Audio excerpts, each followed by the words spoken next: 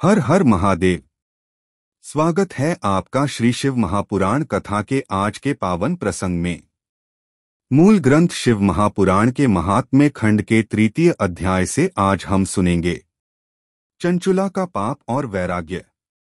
यह कथा हमें बताती है कि पाप चाहे कितना भी गहरा क्यों न हो, शिवकथा का श्रवण यदि सच्चे पश्चाताप और भक्ति से किया जाए तो वही श्रवण आत्मा को पवित्र कर उसे मोक्ष के मार्ग पर अग्रसर कर देता है। आज की कथा में हम सुनेंगे बिंदुग और उसकी पत्नी चंचुला की जीवन यात्रा, जो पाप के अंधकार से वैराग्य और शिव भक्ति की ज्योति तक पहुंचती है। आइए इस कथा के माध्यम से हम समझें कि श्रवण ही साधना है और साधना ही मुक्ति का प्रथम सोपान।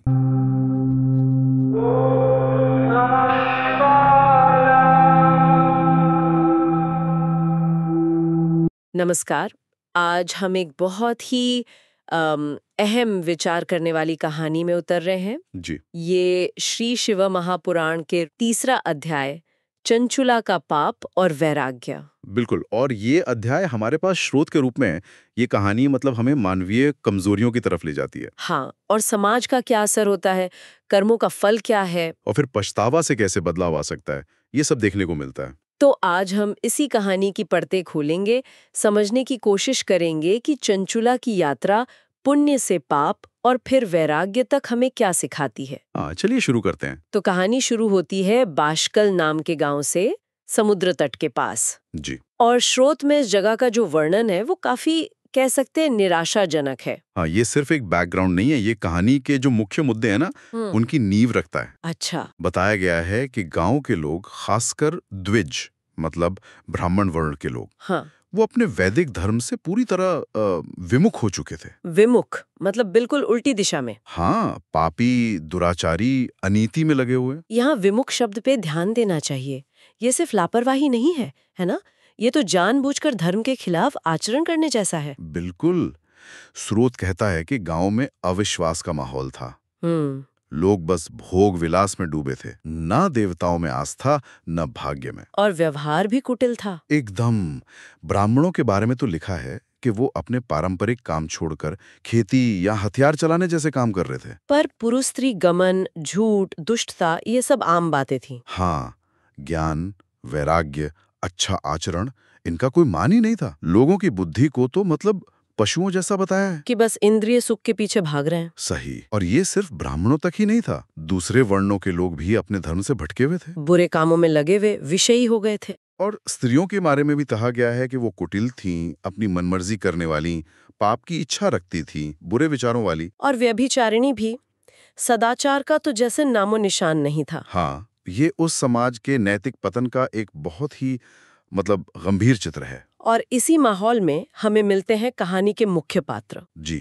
एक ब्राह्मण है बिंदुक, जिन्हें स्रोत महाअधम कहता है, यानी अत्यंत नीच, दुरात्मा, महापापी बताया गया है। और उनकी पत्नी है चंचुला, जिनके बारे में शुरू में कहा गया है कि वो सुंदर थीं और सुधार्मिणी थीं। सुधर्मिणी यानी अच्छे धर्म का पालन करने वाली। तो यहीं एक विरोधाभास दिखता है ना, एक तरफ महाअधम पति, दूसरी तरफ सुधर्मिणी पत्नी। और दोनों रह रहे हैं एक ऐसे माहौल में जहां धर्म का कोई मोल नहीं। हाँ, कहानी यहीं से दिलचस्प होती है। बिंदुग अपनी पत्नी चंचुला को छोड़कर कुमार्ग पर चलते थे। उनका मन काम वासना से भरा था और वो नियमित रूप से एक वेश्या के पास जाते थे। ये उस समय के सामाजिक ढांचे और व्यक्तिगत चरित्र के बीच का तनाव दिखाता है। बिल्कुल।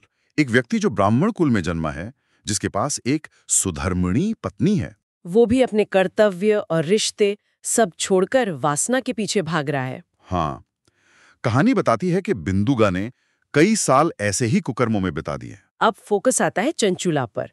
स्रोत कहता है कि चंचुला पति से उपेक्षित थीं, काम से पीड़ित थीं। जी। लेकिन अपने धर्म के नाश के डर से वो लंबे समय तक दुख सहती रहीं, विचलित नहीं हुई। ये उनके शुरुआती चरित्र की मजबूती दिखाता है। लेकिन फिर कहानी मानवीय मनोविज्ञान और माहौल के असर की जटिलता दिखाती है। हाँ, स्रोत आगे कहता है कि पति के लगातार बुरे आचरण का असर आखिर चंचुला पर भी पड़ा। वो युवा थीं और जब काम का आवेग असहनीय हो गया तो वो भी धर्म के रास्ते से भटक गईं। तो क्या यह सिर्फ माहौल का दबाव था या उनकी अपनी कमजोरी भी कहानी सोचने पर मजबूर करती है? बिल्कुल। वो अपने पति की नजर बचाकर रात में छुपकर एक जार के साथ संबंध बनाने लगी। जार यानी परपुरुष या प्रेमी। हाँ, ये शब्द उस समय के नैतिक मापदंड दिखाता है। तो इस तरह जो कभी सुधर्मिणी थी वो भी पाप के रास्ते पर चल पड़ी। उनका चरित्र भी भ्रष्ट हो गया। यहाँ ये सवाल भी उठता है कि क्या ये कदम सिर्फ शारीरिक इच्छाओं की पूर्ति था या पति द्वारा जो परित्यक्त महसूस कर रही थी उसकी प्रतिक्रिया थी? हाँ, कहानी सीधे तौर पर इन गहराइयों में नहीं जाती, पर सोचने के लिए छोड़ देती है। बिल्कुल। फिर एक रात कहानी में टकराव आता है। बिंदुआग ने चंचुला को उसी पर पुरुष के साथ देख लिया, आपत्तिजनक हालत में। जाहिर है उसे बहुत गुस्सा आया होगा, वो उस पर झपटा। वो जार तो डर कर भाग गया, लेकिन बिंदुआग ने चंचुला को पकड़ लिया और गुस्से में उसे मुक्कों से पीटना शुरू कर दिया। ये हिंसा भी उस समाज की एक और झलक देती है। हाँ, कि समस्याओं का हल अक्सर बल प्रयोग से होता था। लेकिन इसके बाद जो बातचीत होती है वो बहुत चौंकाने वाली है। जी। वो कहानी के नैतिक पतन को चरम पर दिखाती है।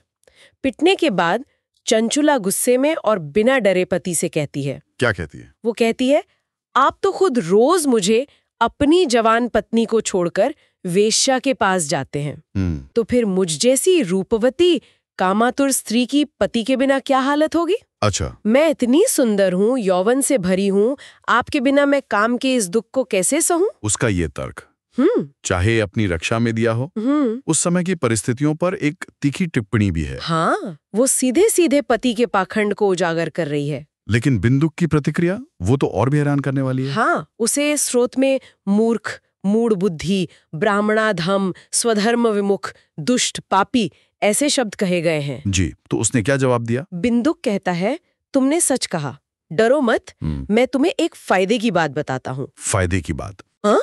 कहता है, तुम बिना डरे रोजाना पर पुरुषों से संबंध बनाओ, उन्हें खुश करके उनसे धन लाओ और वो सारा धन मुझे दो। क्या? हाँ, क्योंकि मेरा मन तो उस वेश्या में लगा है। इससे तुम्हारा भी काम चलेगा और मेरा भी। ये तो हद ही हो गई। ये क्षण कहानी का एक बहुत ही महत्वपूर्ण मोड़ है। बिल्कुल, ये सिर्फ एक व्यक्ति की नीचता नहीं है, ये उस समाज के मूल्यों के खोखलेपन को दिखाता है, जहां पति अपनी पत्नी को व्यभिचार के लिए न सिर्फ उकसा रहा है, बल्कि उसे एक आर्थिक सौदे में बदल रहा है। धर्म, रिश्ते, मर्यादा सब कुछ ताक पर रख दिया, व्यक्तिगत स्वार्थ और वासना के लिए। और चंचुला, उसने क्या किया? स्रोत कहता है कि उसने खुशी खुशी पति की बात मान ली। खुशी खुशी? हाँ, उन दोनों दुष्ट पति पत्नी ने समझौता कर लिया और बिना डरे अपने अपने कुकर्मों में लग गए। इस तरह उनका जीवन बेकार बीतता गया। ये दिखाता है कि एक बार नैतिक सीमाएं टूट जाएं तो गिरावट और तेज हो सकती है। यहाँ कर्म फल का सिद्धांत भी धीरे धीरे सामने आने लगता है। हाँ, समय आने पर बिंदु की मृत्यु हो गई और कहानी साफ कहती है कि उसे अपने पापों के कारण नरक जाना पड़ा। नरक के दुख भोगने के बाद वो विंध्य पर्वत पर एक भयंकर पिशाच के रूप में जन्मा। ये उसके कर्मों का सीधा परिणाम दिखाया गया है। और उधर पति के मरने के बाद भी चंचुला का जीवन नहीं बदला। वो अपने बेटों के साथ घर पर ही रही और पहले की तरह ही पर पुरुषों से संबंध बनाती रही। उसका यौवन भी अब ढलने लगा था।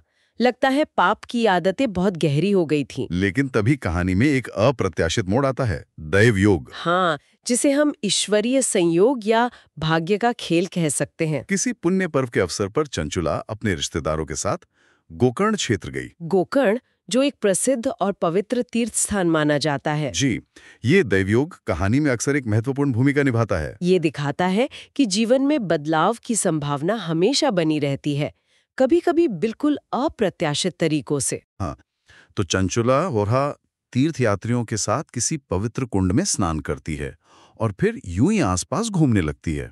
घूमते घूमते वो एक मंदिर में पहुंचती है, जहां एक दिव्यज्ञ मतलब एक ज्ञानी ब्राह्मण शिव पुराण की कथा सुना रहे थे।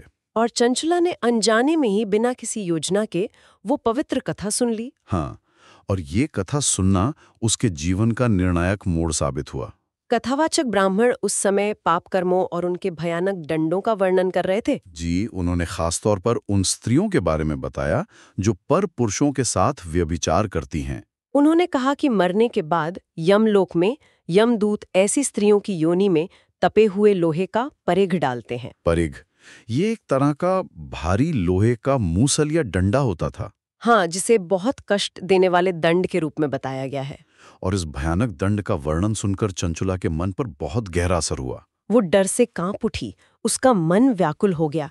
ये कथा वैराग्य जगाने वाली थी। जब कथा खत्म हुई और सब लोग चले गए तो डरी हुई चंचुला अकेली उस ब्राह्मण कथावाचक के पास पहुंची। यहाँ से उसका रूपांतरण शुरू होता है। जी। उसने ब्राह्मण के सामने अपने सारे पाप मान लिए। उसने कहा, ब्राह्मण, मैं अपने धर्म को नहीं जानती थी, मुझसे बहुत बड़ा दुराचार हुआ है। मेरी कहानी सुनकर मुझ पर कृपा करें और मेरा उद्धार करें। मैंने मूर्खतावश घोर पाप किए हैं। काम के अंधेपन में मैंने अपनी पूरी जवानी व्यभिचार में बिता दी है। उसका पश्चाताप बहुत तीव्र और मार्मिक लगता है यहाँ। हाँ, वो कहती है, आज आपकी वैराग्य भरी बातें सुनकर मुझे बहुत डर लग रहा है। मैं कांप रही हूँ। मुझे इस संसार से विरक्ति हो गई है। मुझ पापिनी को धिक्कार है। मैंने थोड़े से सांसारिक सुख के लिए अपना ही नाश करने वाले भयंकर पाप अनजाने में कर डाले। यहाँ अनजाने में शब्द पर भी गौर करना चाहिए। क्या वो सच में अनजान थी या जानबूझकर अनदेखा कर रही थी? शायद अब उसे उन परिणामों का साफ एहसास हो रहा था। हाँ, वो भविष्य के डर से कांप उठती है। कहती है, न जाने मुझे कैसी दुर्गति मिलेगी। यमलोक में मेरा कौन साथ देगा? मैं उन भयंकर यमदूतों का सामना कैसे करूंगी? जब वे मेरे गले में फंदा डालेंगे, मुझे नरक में अनेकों यातनाएं देंगे, मेरे शरीर के टुकड़े करेंगे, तो मैं उस पीड़ा को कैसे सहूंगी? ये डर सिर्फ शारीरिक यातना का नहीं है, ये आत्मा की दुर्गति का भी डर है। उसका पछतावा बहुत गहरा है। वो कहती है, इस दुख और शोक के कारण मुझे दिन में चैन कैसे मिलेगा, रात में नींद कैसे आएगी? हाय, मैं मारी गई, मैं जल गई, मेरा हृदय फटा जा रहा है, मैं नष्ट हो गई। विधाता ने मुझे ऐसी दुर्बुद्धि क्यों दी जो मुझे सुख देने वाले स्वधर्म के मार्ग से भटका ले गई? वो अपनी पीड़ा की तुलना पहाड़ से गिरने वाले या शूल से बिंधने वाले के दुख से करती है और कहती है कि उसका दुख तो उससे भी करोड़ों गुना ज्यादा है। उसे लगता है कि उसके पाप अब धुल ही नहीं सकते, चाहे वो सैकड़ों अश्वमेध यज्ञ कर ले या बार बार गंगा स्नान। ये उसकी निराशा और अपराध बोध की गहराई दिखाता है। वो पूरी तरह से असहाय महसूस करती है। पूछती है, मैं क्या करूं, कहाँ जाऊं, किसकी शरण में जाऊं? इस नरक रूपी संसार सागर में गिरने से मुझे कौन बचाएगा? ये सवाल उसकी पूरी हताशा और उद्धार की तीव्र इच्छा को दिखाता है। और अंत में वो उस ब्राह्मण कथावाचक के पैरों में गिर पड़ती है और कहती है, आप ही मेरे गुरु हैं, आप ही मेरी माता हैं, आप ही मेरे पिता हैं। मैं आपकी शरण में आई हूँ, मुझ दीन का उद्धार कीजिए। और ठीक इसी बिंदु पर, जहाँ चंचुला पूरी तरह टूट चुकी है, पश्चाताप कर रही है, उद्धार मांग रही है, वहीं ये अध्याय समाप्त हो जाता है। हाँ, सूत जी बताते हैं कि उस बुद्धिमान और दयालु ब्राह्मण ने वैराग्य से भरी चंचुला को उठाया और उसे कुछ उपदेश दिया। लेकिन वो उपदेश क्या था, ये हमें अगले अध्याय में ही पता चलता है। बिल्कुल। तो यहाँ तक हमने चंचुला की कहानी देखी।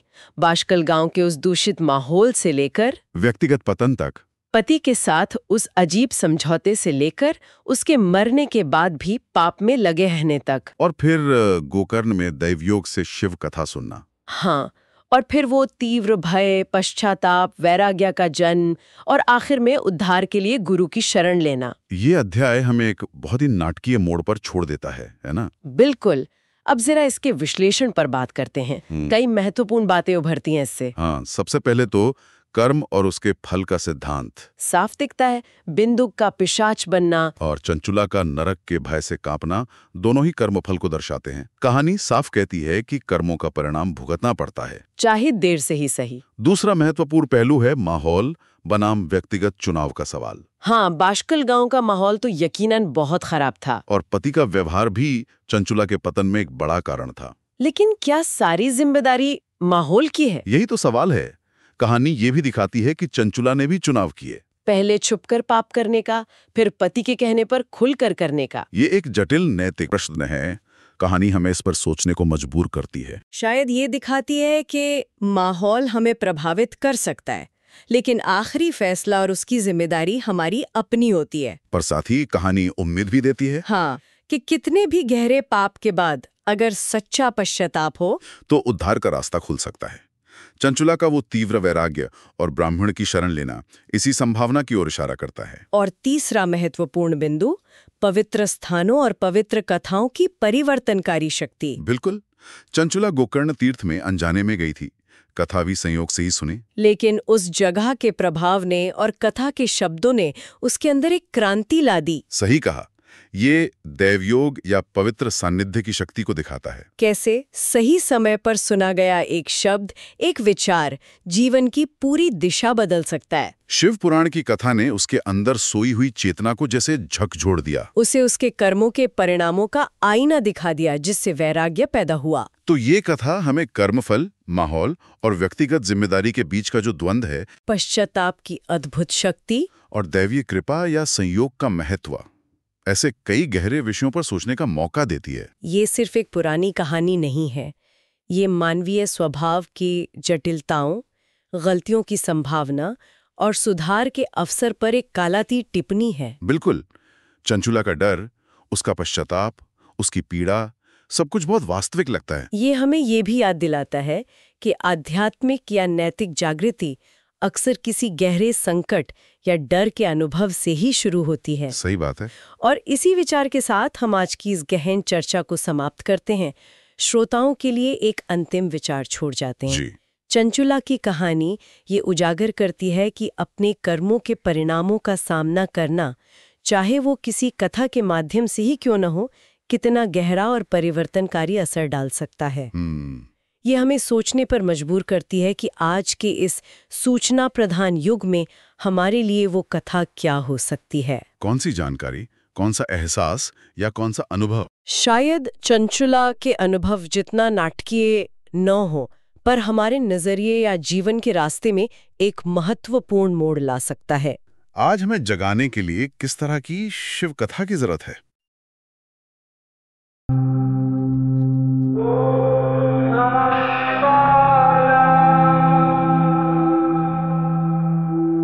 हर हर महादेव। आज की इस कथा से हमने जाना कि जीवन में जब भी मोह, पाप या भ्रम के बादल घिराएं, तो शिव कथा का प्रकाश हमें पुनः धर्म, भक्ति और वैराग्य के पथ पर लौटा सकता है। चंचुला की तरह यदि हम भी एक क्षण के लिए रुकें, सुनें और पश्चाताप करें, तो शिव स्वयं हमारे भीतर जागृत हो जाते हैं। अगले सप्ताह श्री शिव महापुराण कथा में हम सुनेंगे चंचुला की प्रार्थना से ब्राह्मण का उसे पूरा शिव पुराण सुनाना और समयानुसार शरीर छोड़कर शिवलोक में जा चंचुला का पार्वती जी का सखी होना, जहां कथा का प्रवाह और भी गहरा और प्रेरणादायक होगा। तब तक श्रवण करते रहिए, भक्ति में स्थित रहिए और शिवनाम का जाप करते हुए जीवन को पवित्र बनाइए। जय शिव शंकर। यह था श्री शिव महापुराण कथा, आपके अपने चेतना संवाद चैनल पर।